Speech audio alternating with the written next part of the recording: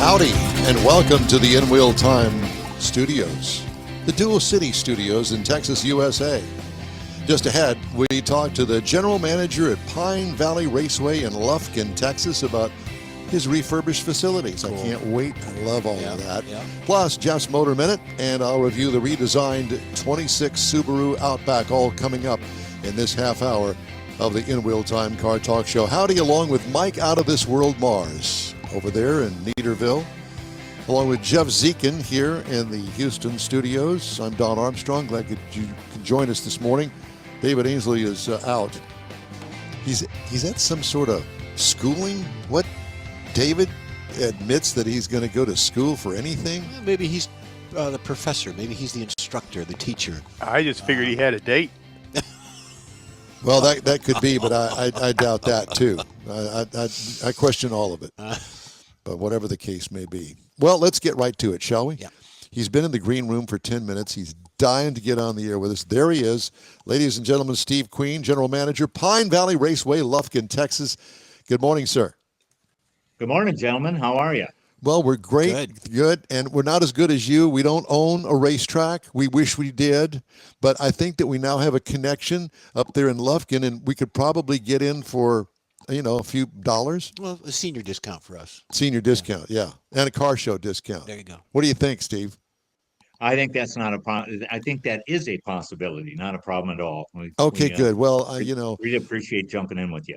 Well, thank you. And, it's good to know that there is a racetrack that's not in Ennis, Texas, and that we can get to from here. I did the math because I wanted to know. 2.5 hours from Houston is Lufkin, and 3 hours from Dallas. So you're kind of a tweener out there in the woods. Yeah, definitely. If you take a look at the map, and we get a lot of folks from the Louisiana area also, and works really well for us. The place has been here since 2004. It's actually owned by the Bailey family, and I'm just coordinating and guiding things with the rejuvenation of the facility, quarter-mile NHRA drag strip. And we also have a tractor pulling facility that we use on one of our bigger events in October with the Kelly's truck parts, the big truck show that comes in on October 17th, 18th of this year. So you have experience at racetracks before you came on the Pine Valley? Yeah, I've been in the business for, I like to say, about 50 years, to be honest, and around the world. I've done F1, I've done the NASCAR stuff, I've done drag racing with the National Hot Rod Association, which that's what we're sanctioned with here, is NHRA at Lufkin at this quarter-mile facility. Steve, is there when you got involved in this to take over and be basically the caretaker of it, do you model what you have there after other tracks or other facilities in the U.S.? So I want a little bit of that. I want a little bit of this. Is that how that goes? Yeah, you coordinate with a lot of the sanctioning bodies, a lot of the racetracks that have been around. The NHRA has got 7 divisions of competition throughout the country. So we coordinate, we call it Quarterback Monday, when all the track operators will come make phone calls and conference calls and discuss our activities. It's very similar whether you're on the East Coast or the West Coast, just a little bit of different demographic differences. Obviously, with us in the Texas area, we can almost run year round, and of course gets real warm in the summertime around that July, August time. Yeah, it does. And in the northern part of the country, runs in maybe a 6 or 7 month racing program. Yeah. So what do you have? You got something going on today? Actually, we do. And if you look at where I'm in the background here, sitting in the bottom floor of the timing tower, it's drizzling here. So we made a decision yesterday morning to cancel or move this event. It was scheduled for May 9th today, and we moved it to May 30th.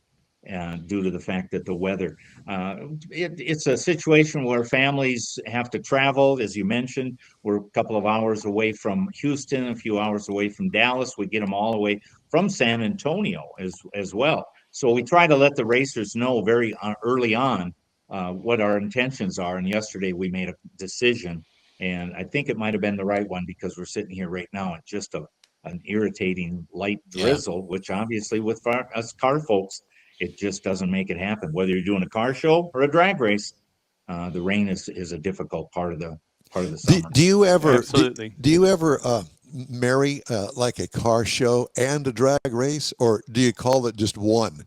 Hey, look, here are the race cars, and they are the show.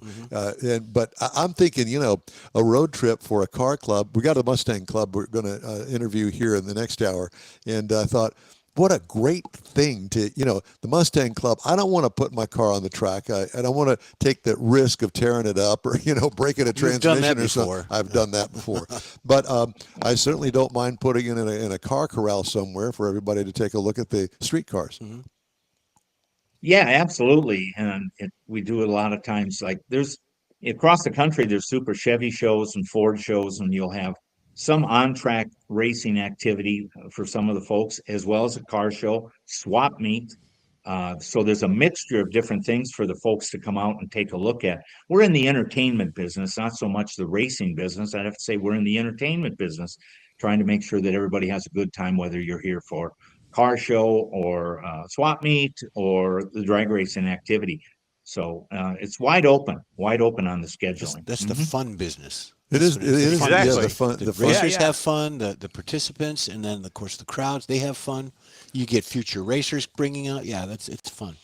Well, I mean, not only that, but it's also a family event. I was on the tour doing marketing and PR for a Top Fuel team several years ago, and it is a family event. And so many people give it the wrong really idea that a bunch of hoodlums out there. Well, that's when Mike did it. When Mike raced. Mike was the hoodlum. Yes, in Mike that. was Yeah, the hood. He was the guy. That's him. Back in the day. It's his fault. Exactly. But that's not the case at all. I mean, the kids come out, they have a good time. The kids, it's so much fun, especially at my age now, to watch the kids and see their enjoyment that they get seeing two cars go down the drag strip together. All of the activities that go on in the pits, all of the booths that are there selling their wares and that sort of stuff. And let's not forget the hot dogs. Oh, funnel cakes, all that. Oh, absolutely. We do have the junior dragster program with all the youngsters in different categories. The junior dragsters are very important to us because it's the future of the sport. And now NHRA has moved into a program where the youngsters can get into the big cars, as we call it, and they ride with a parent at 16 years of age and older, and then participate in junior street. So NHRA has really done a wonderful job for the youngsters. And what's really interesting is the entire family, as you mentioned, mom, dad, grandma, grandpa, aunts, uncles, everybody comes on out. And it's just like a big picnic and a big party. They hang out, you do your drag racing, you're in the pit area. And what's really interesting is how much the racers get together as families in the junior dragster ranks and then move on up into the other categories of competition. Yes, as a matter of fact, of course, I've had the privilege of knowing the Enders family, and I'm sure you're familiar with Erica and her on track five-time world champion, and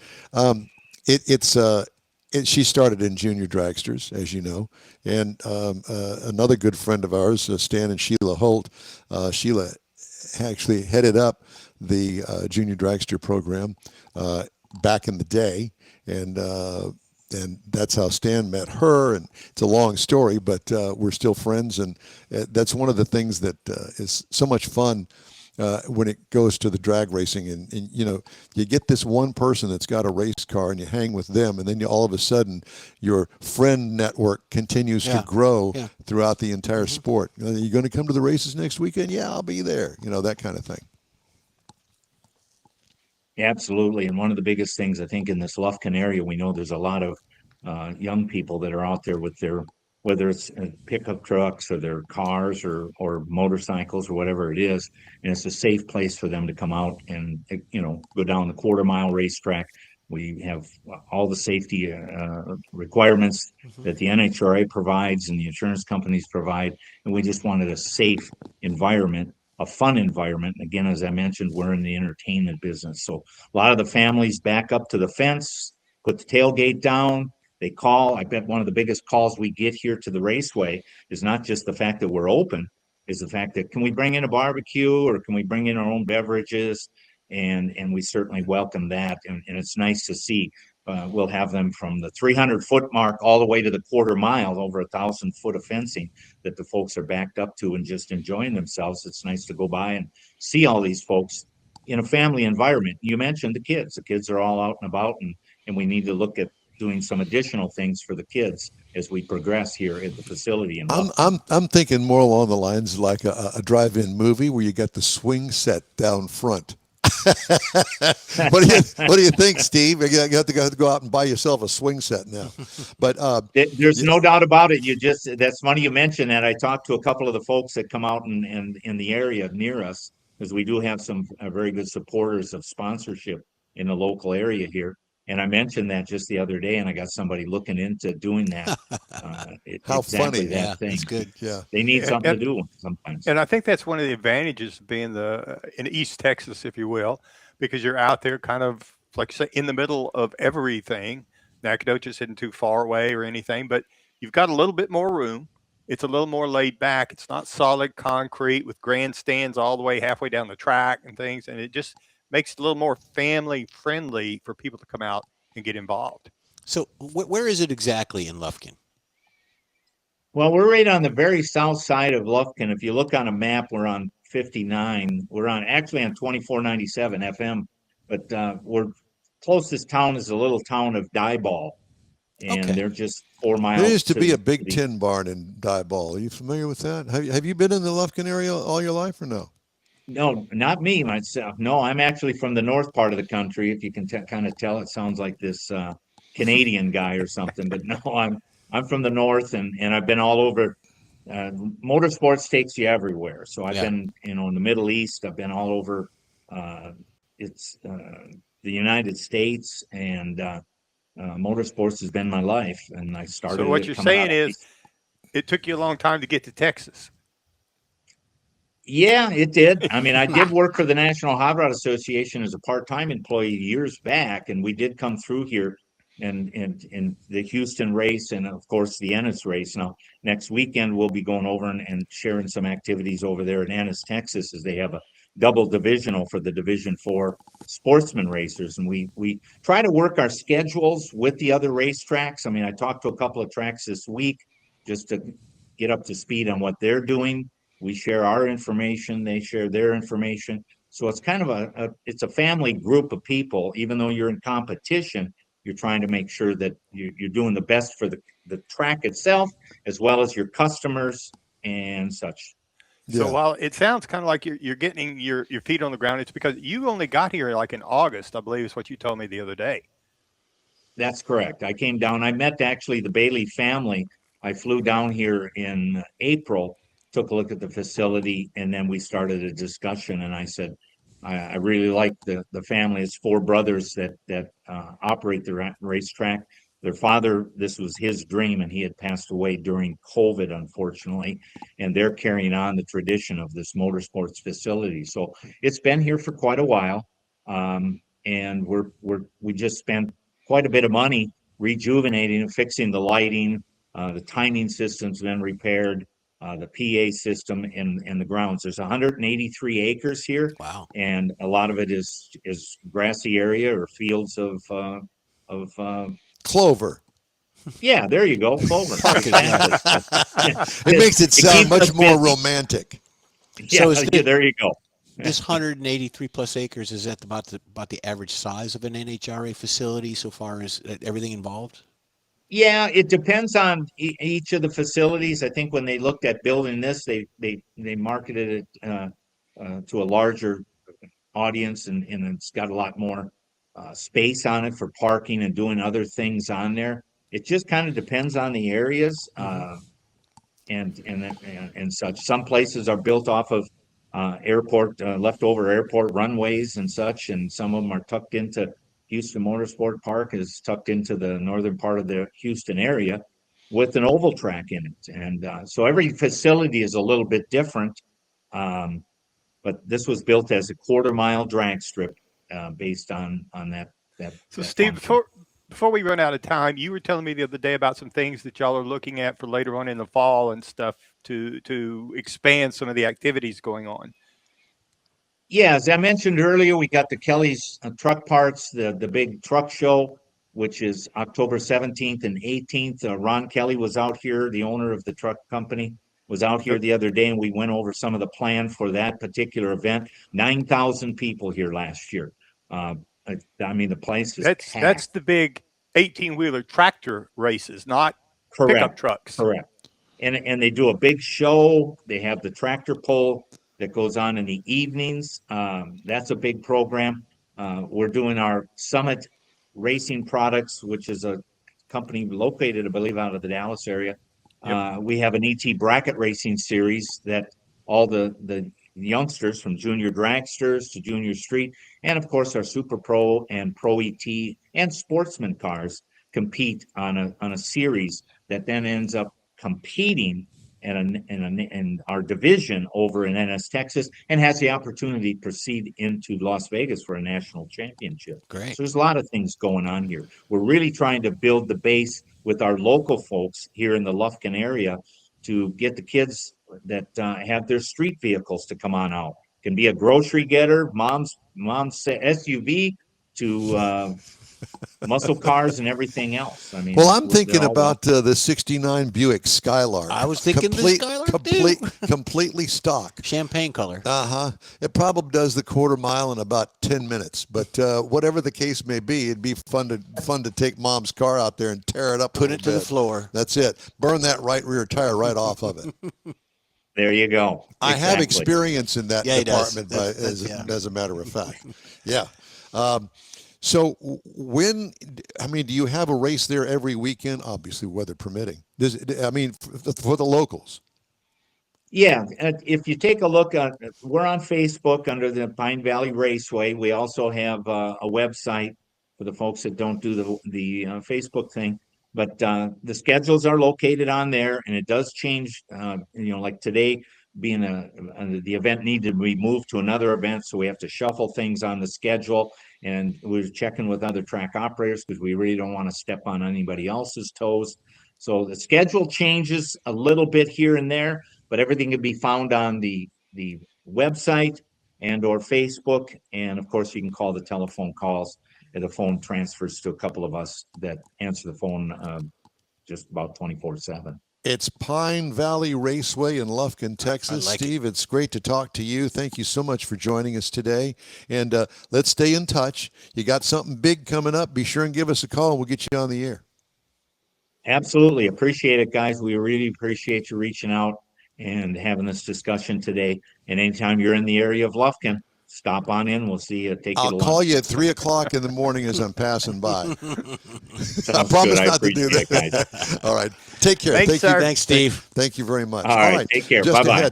Just ahead, Jeff's Motor Minute and a review of the new Subaru Outback. And I say new, all new, when the InWheelTime Car Talk Show continues right after this break. Stay with us. The Tex-Mex dining experience is defined by Lupi Tortilla, your destination for Texas's best beef fajitas and frozen margaritas. Since 1983, Lupi Tortilla has served authentic and time-tested recipes made with the freshest ingredients. Atmosphere is part of the award-winning experience at Lupi Tortilla, all developed in a little house near Highway 6 and I-10 in Houston. Visit any of the Lupi Tortillas and you'll see the same attention to detail in each and every location. Start your Lupi experience with queso flamiado and guacamole, along with a classic frozen margarita. Dine on famous Lupi beef and chicken fajitas or pepper shrimp brochette, or a fish or vegetarian entree, and finish with a scrumptious flan for dessert. Find Lupi Tortilla in Houston, College Station, Beaumont, Austin, San Antonio, and Dallas-Fort Worth. There's a Texas location near you. The recipes are authentic and time-tested. The ingredients always fresh. Lupi Tortilla. Eats pretty good. Apple or Android, InWheelTime podcasts can be found everywhere, on the stream and through downloads. Whether you're on the road or at home and searching for a fun car talk show, give InWheelTime a try. Honest new car reviews, fun, informative interviews with real car people, weekly automotive news, features like Jeff's Car Culture, Mike's Driving Destinations, all on InWheelTime. Check us out on SiriusXM Podcasts, iHeartRadio, or while you're shopping on Amazon through Amazon Music. InWheelTime.com has a list, so check us out. That's it for this podcast episode of the InWheelTime Car Show. I'm Don Armstrong, inviting you to join us for our live show every Saturday morning, 8 to 11 a.m. Central on Facebook, YouTube, Twitch, and our InWheelTime.com website. Podcasts are available on Apple Podcasts, Spotify, Stitcher, iHeart Podcast, Podcast Addict, TuneIn, Pandora, and Amazon Music. Keep listening, and we'll see you soon.